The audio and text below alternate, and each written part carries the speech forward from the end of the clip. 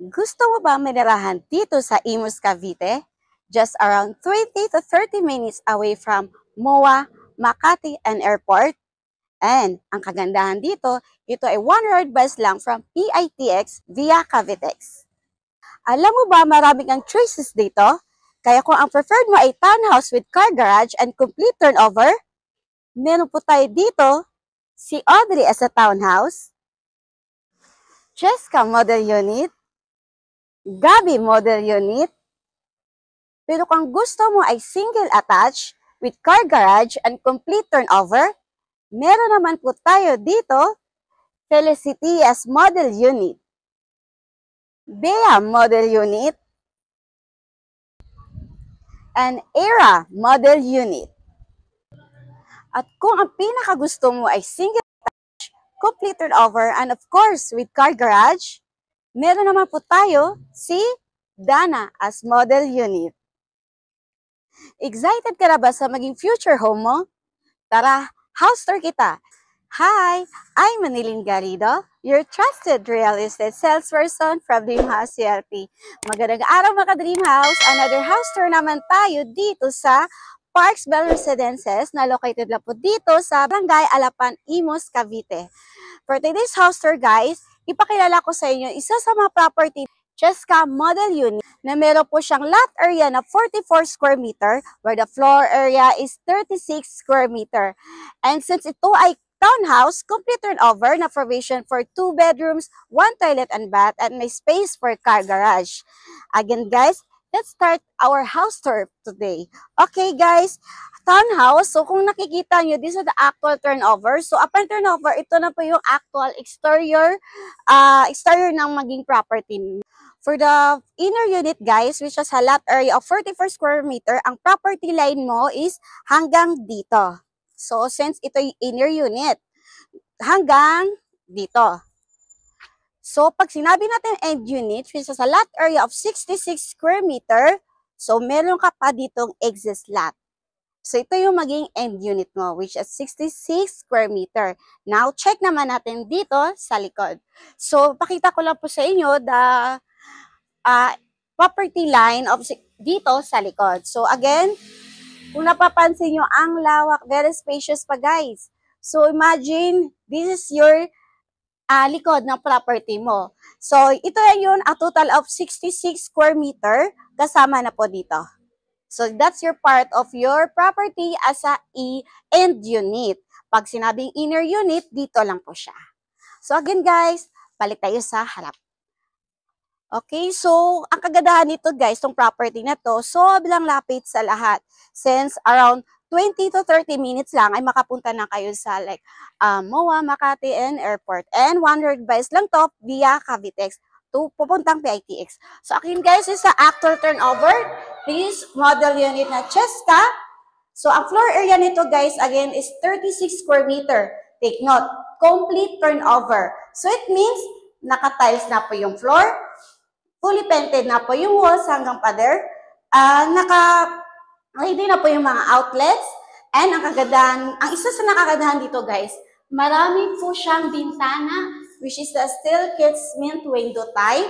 See, 1, 2, 3, 4. So ang dami nating windows dito guys. So sobrang maliwalas and marami tayong sourcing of natural light. So again guys, dito, of course, dito na din nakalocate yung toilet and bath natin. Complete features, PVC type, naka-tiles ng floor, some parts sa pader natin, or walls natin naka-tiles and fully painted na. Then, may lavatory, water closet, yan, flush type. Shower, so, dito naman, katabi ng ano natin, meron natin dito some space, pwede mo siya convert as a storage area. So, kung napapansin mo, see, living area. So, saan ba nakalocate ang kitchen mo? Now, dito natin i-check sa likod. So, guys, so ang kagandahan dito sa kay Cheska, yung kitchen mo, nakalocate na po dito sa likod ng property mo. So, hindi mo na kailangan basagin mo or magbasag ka pa doon sa loob para lang ma-maximize po yung space mo, di ba? So, your kitchen natin dito na countertop, naka-tiles na po yung countertop, naka-stainless sink, of course, upon turnover, na may faucet na po siya. Then dito, dito may bintana na din tayo. Kung galing ka sa loob, yun, nakaka-absorb siya ng natural light. And dito, upon turnover, ikaw na lang po mag-provide ng light modular cabinets. So again guys, this is service area. Kung gusto mo i-move backward yung property mo para ma-maximize pa po yung space, pwedeng-pwede po yan. So again, check naman natin dito going second floor. So dito pala sa hagdan guys, Bose type na din po siya. Then, yung footstep natin dito, naka-vinyl planks type. And by the way, dito po nakalocate yung circuit breaker natin. Yung hagdan natin, yung hawakan dito, made of wooden type. Footstep, again, vinyl planks type. So, dito naman, pag-akit mo dito sa second floor, meron na tayong nakabang na malaking bintana, which is the awning type dito sa part na to. Again, guys, dito sa second floor, meron na po tayong dalawang kwarto. So, check natin the first bedroom. First bedroom natin, again guys, door natin wood type. Then, since complete turnover po to, so upon turnover, meron na pong partition mga kwarto nito.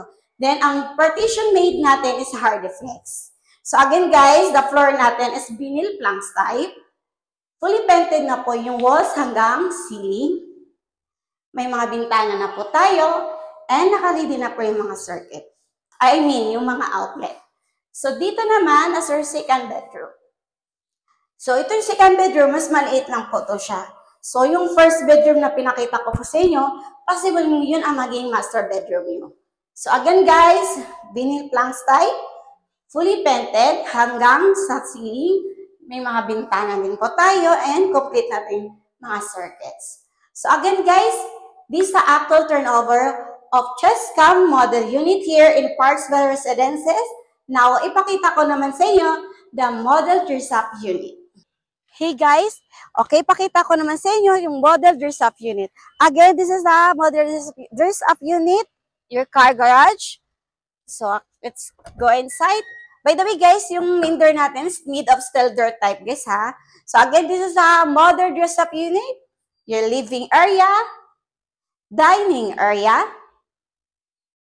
Of course, dito, meron of course dito yung toilet and bath. And dito naman sa kitchen guys, yan, naglagay na po silang modular cabinet. So see, pag may mga furnitures, ito na yung outcome. So ito namang service area natin, which is pinakita ko naman sa inyo sa the actual turnover. Same lang pa rin po yun siya. Now, let's proceed. By the way guys, dito sa hagdan natin, so kinonvert nila yung space natin as a storage area. So, kahit anong ilalagay nyo, mga as in, kahit ano-ano yan pwede. Since na-maximize yung space. So, again, paakyat dito sa second floor. So, dito sa second floor, guys, again, dalawang kwarto po meron dito. Yan, naglagay na silang cortina. Here. So, dito, your first bedroom, naglagay sila single bed size. See? Diba? Kaya kung tutuusin, unti na lang po, kahit di yun na siya, kasi since complete turnover na po, kasi siya, wala na kayong masyadong ipapagawa.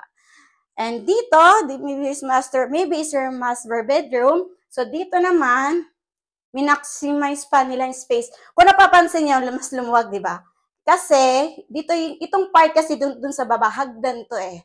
So, kaya nagkaroon ng mas malawak na space, di ba? Ang galing. So, again guys, this is a modern dress-up unit. Now, ipakita ko naman sa inyo the details competition.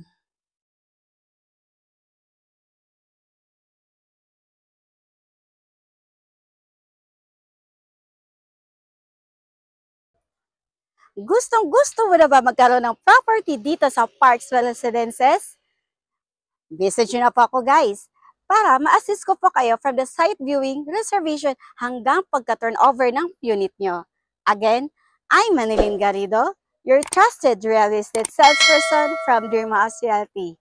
See you soon! Thank you, Dream House!